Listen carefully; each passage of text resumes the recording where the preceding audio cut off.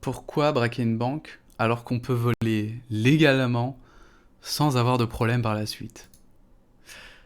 Mesdames et messieurs, aujourd'hui, nous revenons un petit coup sur l'affaire Netis, hein, et puis ensuite, nous irons faire un tour sur un peu plus en profondeur, hein, sur la criminalité en col blanc, comme on l'appelle, donc la criminalité économique, hein, pour nous permettre finalement d'avoir peut-être un peu plus de profondeur par rapport à notre réflexion et notre propos.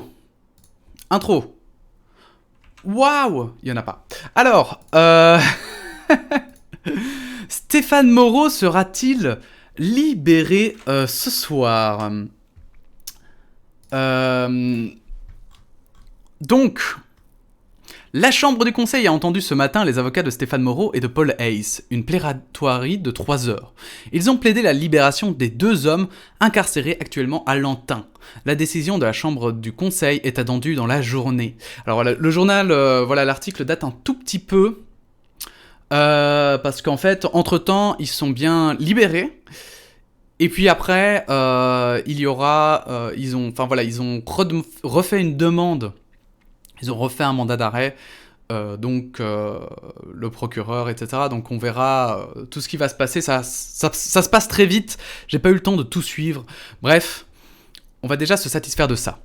Stéphane Moreau nie avec force toute infraction. Maître Beul, l'avocat de Paul Hayes, s'est présenté vers 9h ce mercredi matin au palais de justice de Liège. Il s'est dit confiant quant à la libération de son client. Nous pensons que nous sommes dans un état de droit et que les conditions de détention préventive doivent être plaidées. Je pense qu'aujourd'hui, il n'y a pas de risque de disparition des preuves. Il y a eu plusieurs perquisitions, les pièces sont saisies et les faits sont anciens. Nous faisons confiance à la justice et à ce que nous allons plaider.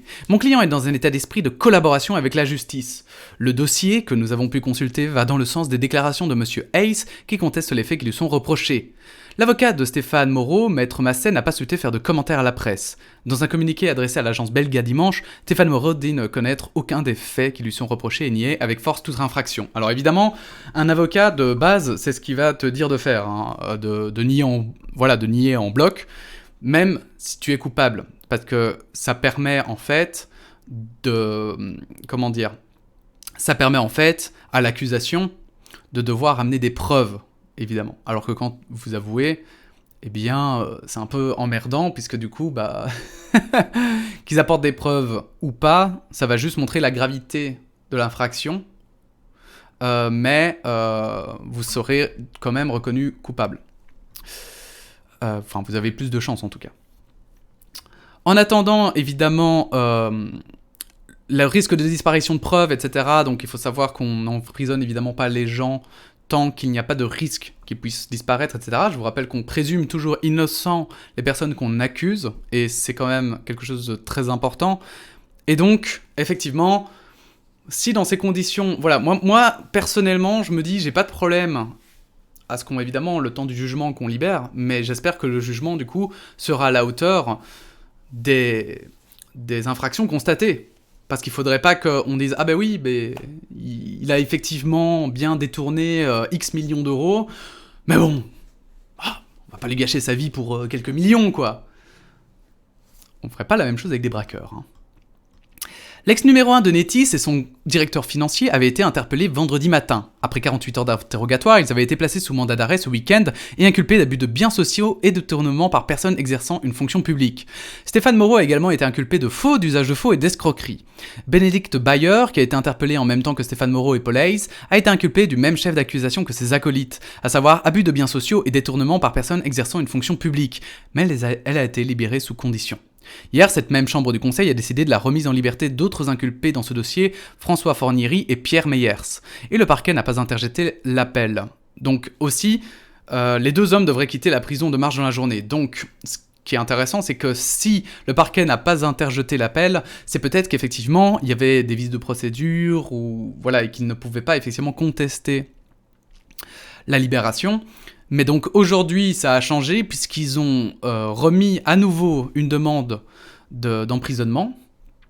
Donc je suppose que peut-être qu'ils ont rassemblé de nouveaux éléments, de nouvelles preuves, ou qu'ils ont rempli les bons papiers pour potentiellement pouvoir le refaire. Et honnêtement, vu qu'ils en sont pas à leur premier coup d'essai, hein, et que d'ailleurs la première fois, ils étaient coupables, mais ils ont fait une transaction pénale pour qu'aussi qu'ils ne soient pas jugés coupables. Bref, l'État en échange recevait une plus grosse partie de l'argent, alors que si ça avait été jugé, il aurait été vu coupable, mais l'État aurait récupéré moins d'argent. Donc bref, j'avoue que je suis un peu... Je serais pas, je pense, triste personnellement. Maintenant, on n'oublie pas évidemment qu'on présume innocent. On présume innocent et c'est important que tout soit fait dans les règles. Voilà. Et du coup, j'avais ce deuxième article parce que effectivement, tout ça nous fait poser sur la criminalité en col blanc et la première, je pense, oui c'est ça, a invité, donc la première c'est une radio francophone en Belgique qui fait de l'actualité. Ils ont invité un expert pour en discuter, pour aller un peu plus en profondeur, et comme l'article est hyper intéressant, on va se le lire. La criminalité en col blanc occupe-t-elle une place à part dans la justice ? Karla Nagels, professeur de criminologie et auteur avec Pierre Lascoum d'un livre intitulé « La sociologie des élites délinquantes », était ce mercredi l'invitée de Matin Première. Elle a répondu aux questions de Martin Biltereis. Dans l'opinion, voit-on une différence de traitement entre la criminalité en col blanc et la criminalité de droit commun ? Donc criminalité de droit commun, c'est toutes les autres criminalités en fait. C'est évidemment une question vaste. Les premières enquêtes qui travaillent sur la population générale et qui essayent de comparer les deux types de criminalité existent depuis les années 80, et à l'époque, on voyait vraiment une différence flagrante de traitement par la population entre ces deux types de criminalité, différence qui a tendance à s'amoindrir. En même temps, ces différences restent quand même tout à fait d'actualité, ne fût-ce que parce que les jugements sur la gravité des comportements restent similaires et sont liés à la gravité supposée, gravité qui est surtout comptabilisée en termes de coûts humains et économiques. En fait, la criminalité en col blanc a cette particularité d'avoir une sorte de victimisation très diffuse. Donc arriver à relier une victime à un type de comportement reste difficile. C'est-à-dire que le citoyen, quand on l'interroge sur la fraude fiscale, estime qu'il n'est pas personnellement victime, ce qui est en réalité faux. Mais en tous les cas, sa perception reste différente. Et ça, c'est déjà un des principaux problèmes, en fait. On va pas se mentir. C'est qu'effectivement, on va dire culturellement, et ça, j'avoue que moi, je ne sais pas d'où ça vient, peut-être qu'elle répondra à la question. Mais culturellement, quand on a... Voilà, effectivement, il y a cette espèce de truc de... Ouais, ok, ils ont détourné... le gars, il a détourné 14 millions d'euros. Mais bon, c'est pas vraiment mon argent, c'est celui de l'État. Mais oui, mais celui de l'État, c'est ton argent. C'est notre argent, en fait. Et ces gens... C'est un peu... on est plus scandalisés, ça c'est toujours quelque chose qui m'a frappé. Je crois que j'en avais déjà parlé lors de la première vidéo, mais... C'est... Si ça avait été quelqu'un comme un chômeur, que ça avait été quelqu'un de plus... Voilà, qui aurait été vraiment vu comme un profiteur, que ce soit chômeur ou quelqu'un qui aurait par exemple, j'invente, mais qui se serait fait passer pour handicapé alors qu'il ne l'est pas, pour toucher des indemnités, mais il se serait fait exploser, même si c'était 1 million d'euros, même si c'était 500 000 euros, même si c'était 10 000 euros. Il se serait fait exploser. Mais il y a un truc comme ça, avec les espèces de patrons d'entreprises publiques où on se dit, bon, c'est bon, hein. C'est bon, hein.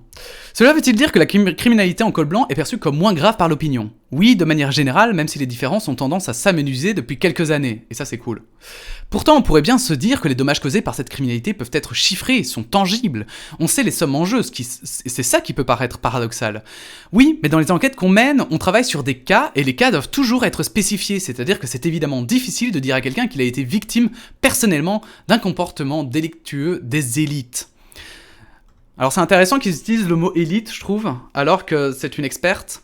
C'est que donc du coup, élite, à mon avis, en sciences sociales, veut vraiment dire quelque chose, parce que, pas comme parfois la gauche, souvent la droite aussi, enfin souvent la gauche et la droite, hein, dans ce sens-là, ils parlent des élites, des bourgeois. Mais c'est que du coup, en sociologie, il y a peut-être un vrai terme, une vraie définition d'élite, qui est probablement très différente, mais qui doit être assez intéressante, parce que du coup, effectivement, on met peut-être pas assez en avant les postes à responsabilité pour lesquels il y a des personnes qui profitent de leur statut pour voler à la majorité, en fait. Et quand on y pense, ils font des bien plus gros dégâts que, par exemple, l'immigré qui se fait passer pour mineur pour avoir un peu plus d'alloc, par exemple. Alors bien sûr, ça veut pas dire qu'on est pour ce genre non plus de délit. À l'inverse, c'est pas normal non plus. Mais il faut pas justement alléger non plus les crimes du style. Et c'est important de mettre la lumière dessus. D'où cette vidéo d'ailleurs. D'après ce que vous étudiez, cette différence dans l'opinion entraîne-t-elle une différence au niveau des sanctions? Est-ce qu'il y a un lien de, je n'ose pas dire de cause à effet évidemment, mais est-ce que c'est lié? Je ne suis pas sûr que c'est lié. En tout cas, la justice a du mal à se saisir de ce type de comportement pour un ensemble de raisons qui lui sont propres, puisqu'elle doit clairement relier des faits et des comportements individuels, et qu'en criminalité économique et financière, c'est souvent difficile. Donc est-ce qu'il y a un lien direct entre ce que la population pense et la manière dont la justice la traite? C'est une des hypothèses déjà posées par un des premiers sociologues, Edwin Sutherland, qui a travaillé là-dessus au début du XXe siècle. Vous voyez donc que ça remonte quand même assez loin. En effet. Mais je pense surtout que les particularités du système judiciaire font que celui-là est quelque part mal adapté. C'est peut-être un mauvais terme choisi pour traiter ce type de comportement. Et là-dessus, je ne peux que rejoindre son avis. Je pense vraiment qu'il y a un côté, pourquoi est-ce qu'il s'en tire à chaque fois? C'est parce que, je pense, c'est mon opinion, mais je crois qu'il y a vraiment une idée derrière où, comme elle disait, cette espèce, voilà, cette élite, mais dans le sens, à mon avis, plutôt sociologique du terme. Du coup, comme ils ont beaucoup d'argent, c'est normal, c'est logique, ils ont eu aussi beaucoup de pouvoir, et que du coup, ayant pu profiter de ce pouvoir, eh bien, ils ont pu peut-être éviter de mettre en place certains systèmes pour empêcher ce genre de personnes d'avoir accès à ces fonds, en fait, à ces détournements, de pouvoir le faire de manière aussi opaque ou légale. Et je ne pense pas, voilà, personnellement, je pense pas que tous les politiciens sont corrompus. Je pense pas que, voilà, je veux pas aller dans l'extrême, je veux pas mettre tout le monde dans le même panier. Mais je pense que ces personnes-là qui profitent et qui font des détournements, c'est clair qu'en tout cas, elles ont du coup, parce que avec l'argent, inévitablement, il y a du pouvoir qui vient, et je pense que c'est ça qui fait que les mécanismes sont pas bien mis, parce que même si ils n'étaient pas au cœur des décisions, mais juste ils avaient les moyens de les saboter, parce qu'ils peuvent acheter des avocats, enfin ils peuvent payer des avocats pour contourner les lois, ils peuvent parfois aussi essayer de faire du lobbyisme pour en parler avec les politiciens, essayer de les faire un peu changer d'avis, etc. Donc voilà. Comment explique-t-on que lorsqu'une personne est mise en cause, elle met en avant plutôt la réussite de son entreprise? J'ai fait fructifier une entreprise, elle vaut X milliards d'euros, elle fait vivre autant de familles. Qu'est-ce que ça dit de leur rapport à la justice? C'est une question délicate, parce que je pense que le problème ne se pose pas spécifiquement là. Je pense que le problème se pose plus sur le fait qu'un ensemble de personnes qu'on appelle les élites, même si ce terme est difficilement définissable en soi, ont un apport au monde différent. Ne fût-ce qu'une entreprise avec des milliers de travailleurs, c'est évident que la personne qui est à la tête de cette entreprise se sent en partie responsable de la réussite de cette entreprise, et fait parfois des choix éthiques qui sont questionnables, alors que pour lui, ça peut avoir un sens de faire ces choix-là. Donc voilà, c'est ça que j'aime bien dans ce genre de... quand on questionne des experts, c'est que tout n'est pas noir et tout n'est pas blanc. C'est aussi, il faut se mettre aussi à la place parfois aussi de ces gens, même si parfois ça nous scandalise ce qu'ils font, mais c'est vrai qu'il y en a qui trichent en se disant « Non, mais je fais parce que c'est ce qu'il faut faire. Je le fais parce que je sauve des gens. » Il y en a qui sont persuadés de ça. Alors qu'en réalité, peut-être qu'ils font pire que bien.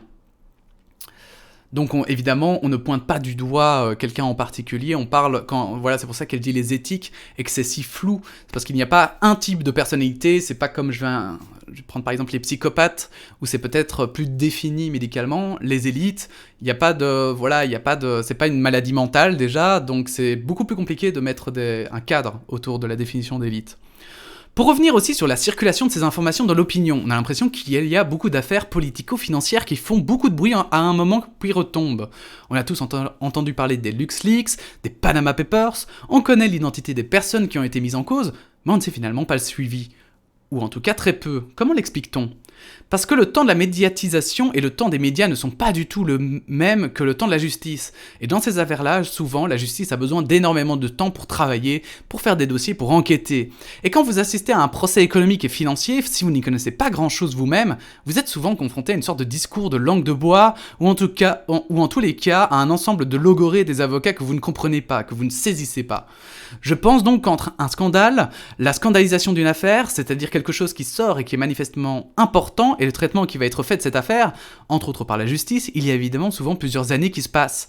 Mais les premiers jugements vont tomber plusieurs années plus tard. Il faut évidemment que les médias puissent se ressaisir d'un événement, et souvent cet élément peut pouvoir repartir sur une nouvelle histoire n'est pas présent. Et souvent, cet élément, pour pouvoir repartir sur une nouvelle histoire, n'est pas présent, pardon, j'avais mal lu. On peut finalement se dire que ce temps médiatique est assez inextricable, temps qui est beaucoup plus court que le temps de la justice. Comment pourrait-on faire pour assurer un suivi de tout ça, et que l'opinion qui est au courant à un moment T le soit à plus long terme ? Ce qui est intéressant de constater, c'est que les affaires de criminalité économique et financière sont souvent traitées dans la presse par la rubrique économique, et non par la rubrique justice, ce qui montre déjà l'intérêt ou la manière de rentrer dans un sujet pour les médias. Évidemment, quand vous avez une grande affaire, elle fait la une, et la une est intéressante. Mais après ça, tous les traitements qui vont être faits par la suite seront dans les pages économiques. Mais il faut les ouvrir pour savoir ce qu'il y a dedans, et ce qui s'y rapporte. Comment faire quand on aborde ce domaine pour ne pas tomber dans la défiance des élites ? Vous disiez tout à l'heure que c'est une notion finalement très difficile à définir, comment ne pas tomber dans les « tous pourris » quand on aborde ça. En essayant d'analyser les choses de manière plus objective. C'est une grosse faute ça. Mais je dirais que depuis leur naissance, les médias se sont toujours intéressés à la criminalité économique et financière, mais de manière très caricaturale. On a donc des grands leitmotivs, soit qui sont tous pourris, et je dirais qu'on est aujourd'hui plutôt là-dedans depuis la crise financière de 2008. Avant ça, il y a quelques pommes pourries, donc on ne va pas jeter l'opprobre sur toute une profession, on va plutôt penser que certains dans cette profession ne respectent pas les normes. Mais il me semble que la vérité se situe quelque part au milieu. Quand on fait une analyse un peu plus approfondie, il y a évidemment encore des chefs d'entreprise qui respectent les règles éthiques. On est bien d'accord avec ça. Et évidemment, très bonne conclusion. Très bonne conclusion de la part d'un expert, parce que quand on veut être expert, d'ailleurs, il faut toujours avoir du recul. On ne peut pas être expert en voyant tout blanc ou tout noir, en se disant « bah ils sont tous pourris » ou en se disant « bah non, tout est normal ». Voilà. Mais effectivement, et moi, effectivement, je suis entièrement d'accord avec cette analyse, et je trouve, je trouve même que justement, c'est pour ça qu'il est important que la justice aille plus vite. Il est important qu'en fait, on fasse, que les personnes qui font ce genre de délit soient punies plus vite, en fait. Parce que sinon, la défiance, elle vient aussi de là, c'est qu'à chaque fois, même, voilà, les fameux, voilà, on va dire les pommes pourries, ils s'en sortent. Ils s'en sortent à chaque fois avec des transactions pénales, avec la justice qui prend 15 ans, et puis à la fin, elle se fait « Ah bah en fait, on n'a plus le temps ». Et ça va pas. Ça, il faut absolument que ça cesse, quoi. Et c'est ça la difficulté. C'est comment avoir cet équilibre. Maintenant, je pense que voilà, la justice est totalement déséquilibrée. Évidemment que tous les chefs d'entreprise ne sont pas tous pourris, mais il faut que ceux qui soient pourris soient punis. Et c'est là où il y a une espèce d'injustice, que ce soit en Belgique, mais de manière générale en Occident. Tout simplement. Bah voilà, hein. C'était à peu près tout. J'ai trouvé que c'était en tout cas extrêmement intéressant. Ça permet d'avoir plusieurs points de vue différents. N'hésitez pas évidemment à commenter pour donner votre opinion. N'hésitez pas à liker la vidéo. Disliker si vous l'avez pas aimé, mais je préfère que vous laissiez un commentaire pour me dire pourquoi. Et puis évidemment, à vous abonner si vous voulez suivre un petit peu l'actualité en Belgique. Ou ailleurs d'ailleurs. Voilà. On se retrouve bientôt pour une autre vidéo, et puis, à bientôt, salut! Très kitsch comme ça, hein.